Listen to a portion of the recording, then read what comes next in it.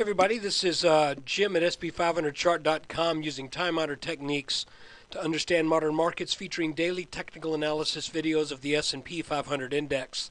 Before we get started, I just need to remind you, as always, that the website and this video are for educational purposes only. Nothing stated at the site or in this video is intended to be used as investment advice. I can draw lines on charts, but you have to draw your own conclusions from your own research, and you need to make investment decisions that are suitable for your personal financial situation. I am not a licensed financial professional. I didn't go to school for this either, but I am a guy who's observant, and I do like to draw lines on charts. So let's take a look. Okay, the first thing we're going to look at here on a 10-minute chart of the S&P is the fact that we got up to, according to the BATS exchange, which is the data source for my charts, since it updates in real time, we got up to 1391.6 something or .7 something as the high of the day.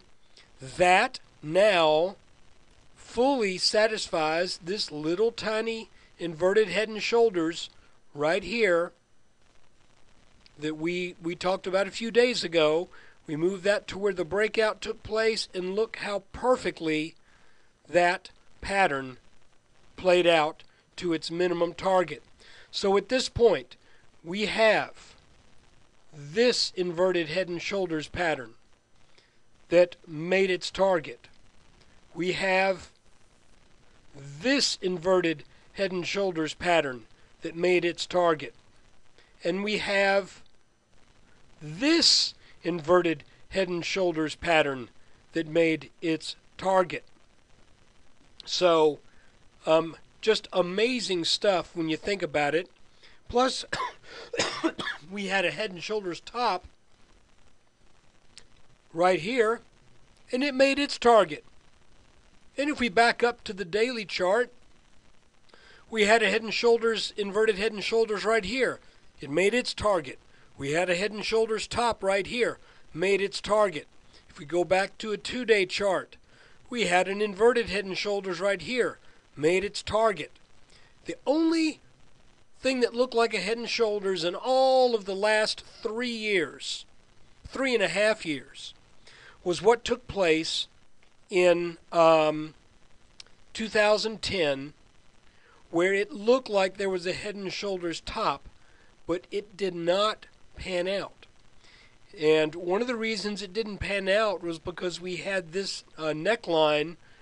You see where that's drawn way back here. That neckline did what it's supposed to do, and that is, once it breaks, serve as support. Well, now we got a nice little segue. We've got our neckline from the pattern. Let me show you the whole thing. Here's our neckline from this head and shoulders top, and that should be very strong resistance if the market is able to get there. So we got a couple things that we could be looking at here, but rather than talk about some wild possibilities, I would rather concentrate on what's kind of happening in the more immediate future. I mentioned in the weekend update that the S&P had been coming up in this rising wedge since it made its bottom back on the 24th. I say its bottom, its most recent bottom. And everything for 3 days was inside of this wedge. And I kind of made the statement that, look for a break of that bottom line as the first shot across the bow, if you will, that this rally it has reached its end point. Well, we're not quite up to our head and shoulders neckline right here that's right around 1405, 1408. That's probably about another 20 points above us from where we sit today. And it is possible that we make that. But this wedge did break today. And here's, I made a mention of this, but I didn't draw the line on the chart. I actually mentioned this in the notes for the weekend update, and I'm going to do it now. And that is, I'm going to take this resistance line right here and create a parallel. And we're going to move this now down to this low of the on the 26th, and you can see that the S&P is kind of flirting with this line as well. So on the open tomorrow, you know, how often does the market do this to us? I want you to look back here on the 26th. Look on the 26th. Well, I really can't make that call because we didn't know this was a rising wedge back then. But I can say this.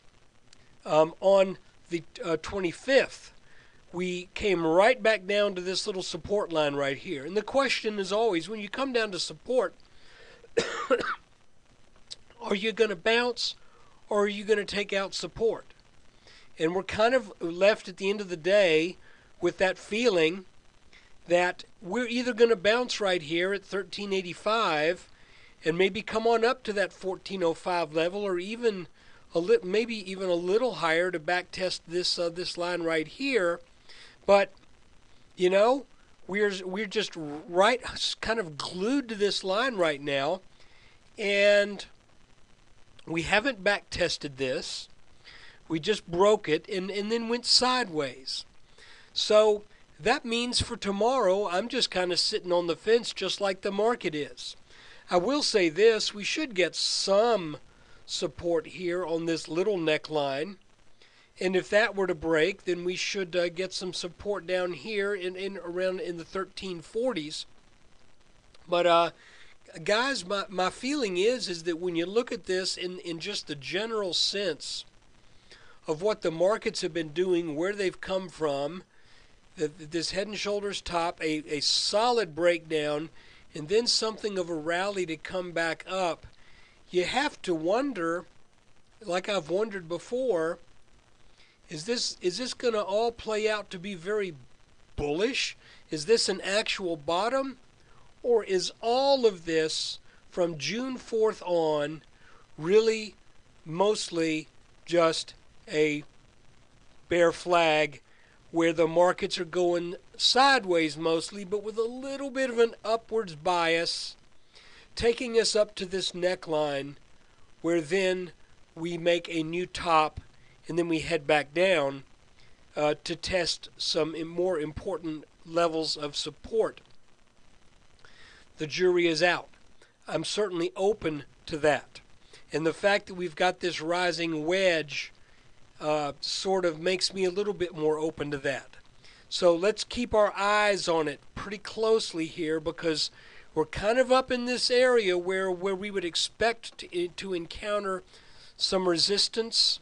So if you've got nice profits, I'm not going to tell you what to do, but if things start to break down a little bit, I would say if we break this line right here tomorrow, you know, getting down under 1380, then that might be the handwriting on the wall that at least this, for the short term, this upwards move is toast.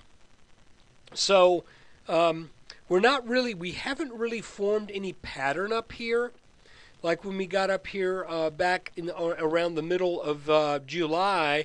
You see, we actually made a small head and shoulders top. We really haven't quite done anything quite that obvious over the past couple of days. So let's just keep our eyes on it together.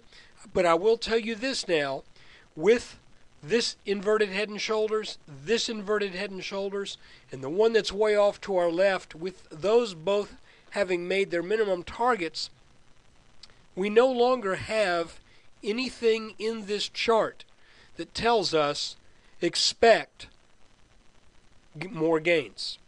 We just don't have anything to that effect. It doesn't mean we can't gain, but it means we don't have anything that we can point to and say, here's why we should gain. So, by the way, if you draw a line over these last two peaks, you can see that's kind of sort of halfway where we started to bounce around today. So, take it under advisement for what it is. We've met our targets. Even though I got a little ambivalent about those targets back here on the 24th and 25th, the fact is, once we got back over 1345, those targets got back on the radar, and thankfully, I hope most of you held on for that. But now let's just watch it closely together and see what transpires over the rest of this week. Tomorrow I'll be doing a video on the road, coming to you from Los Angeles.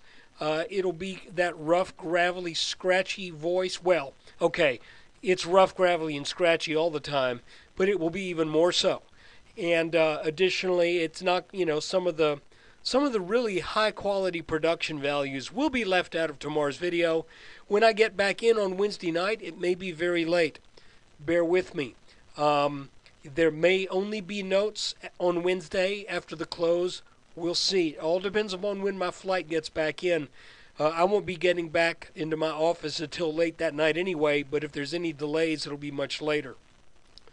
So that's it, ladies and gentlemen. Thank you for watching. Thank you for subscribing to SP500chart.com. I hope you get something out of this. If you do, drop me a line. I'd love to hear from you. Thanks.